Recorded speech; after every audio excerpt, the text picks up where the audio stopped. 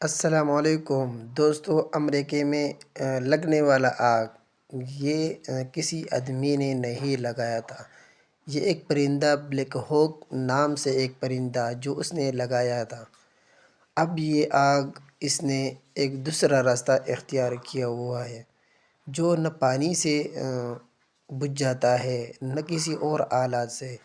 جتنے بھی فائر آئے تھے وہ سب ناکام ہو گئے۔ اب ایک جہاز جو باہر ملک سے آیا ہوا تھا وہ تقریباً کامیابی کے ساتھ اس کو بجھا رہا ہے، لیکن یہ کسی انسان نے نہیں لگایا تھا، بلکہ یہ ایک پرندہ جو آپ لوگوں کو نظر آ رہا ہے جس نے لگایا تھا، اور اب یہ بجھنے والا نہیں ہے۔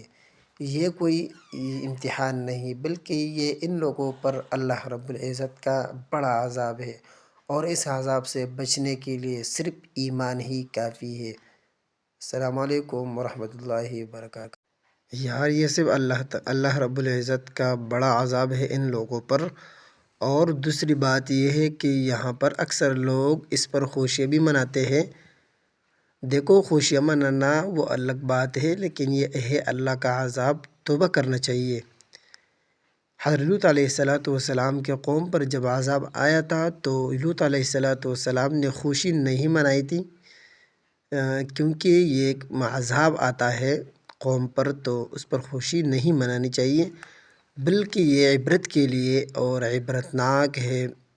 اس پر توجہ دینا چاہیے کہ یہ کیسا حالت ہے اور یہ ان لوگوں پر کیوں آیا ہے۔ ان لوگوں نے بڑا ظلم کیا ہوا ہے، اس وجہ ان لوگوں پر آیا ہوا تھا۔